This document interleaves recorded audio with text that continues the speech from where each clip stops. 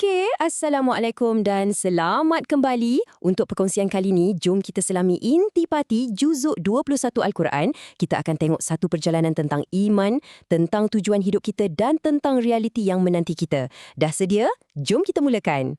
Perjalanan kita bermula dengan ayat yang sangat indah ni. Al-Quran seolah-olah mengajak kita, "Hey, pandang sekeliling. Bukan pandang kosong tau, tapi pandang dengan rasa kagum. Kenapa bahasa kita lain-lain? Kenapa warna kulit kita berbeza? Semua tu bukan kebetulan sebenarnya. Itu semua adalah tanda-tanda untuk kita fikirkan." Jadi, tema besar pertama yang kita akan jumpa dalam juz 21 ni, ia membawa kita lebih dekat kepada Tuhan.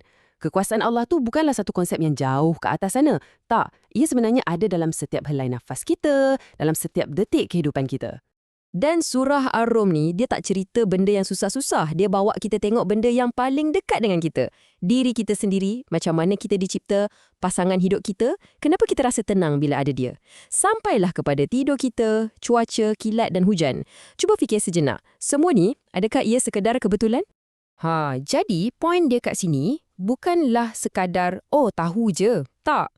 Tujuannya adalah untuk bimbing kita, supaya kita faham dengan lebih dalam. Supaya kita rasa ada satu connection dengan Tuhan melalui semua ciptaannya ni dan nampak kebijaksanaan di sebalik setiap perkara.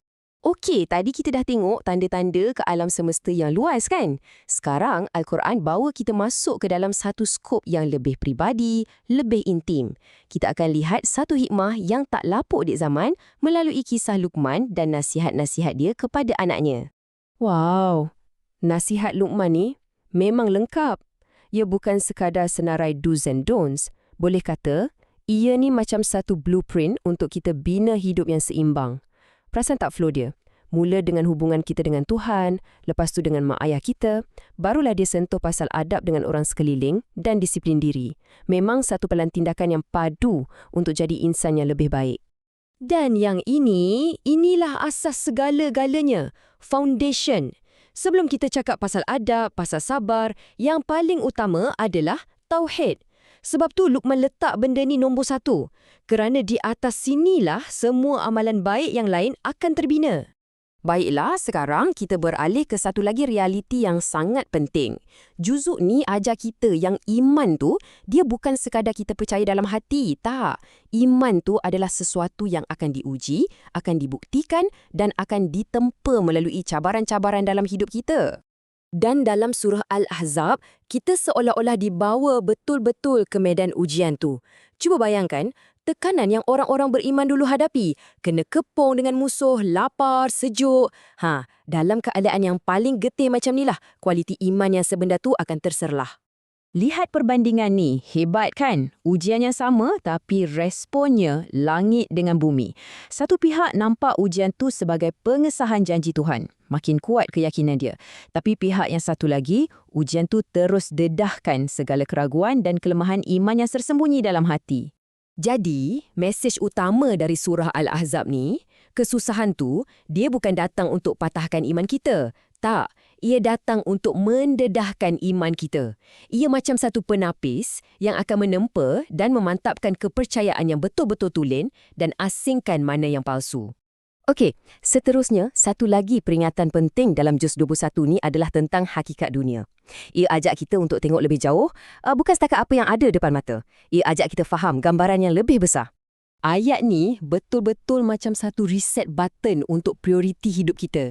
Ia letakkan dunia ni macam satu pentas je, satu tempat yang sementara untuk satu realiti yang jauh lebih besar dan kekal.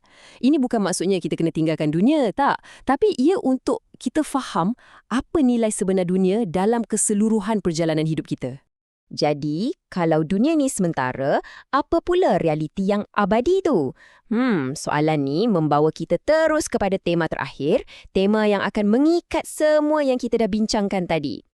Dan akhirnya kita sampai kepada tema kemuncak yang menyatukan segalanya, iaitu kepulangan kita yang pasti kepada pencipta kita. Inilah kebenaran mutlak yang jadi teras utama mesej dalam juz 21. Surah Al-Ankabut dan As-Sajdah, ia terangkan perjalanan ni dengan sangat jelas. Tak ada siapa boleh lari. Setiap jiwa akan rasa mati. Kemudian, kita akan dikembalikan kepada Tuhan. Dan pada hari itu, semua yang kita pernah buat akan dibentangkan balik depan kita. Dan kita tutup perkongsian kita kali ini dengan gambaran yang sangat-sangat menusuk kalbu ni. Ayat ni seolah-olah meninggalkan kita dengan satu soalan yang besar. Kalau kita tahu penyesalan macam ni pasti akan datang bagi orang yang lalai, apa yang menghalang kita untuk bertindak sekarang sebelum semuanya terlambat?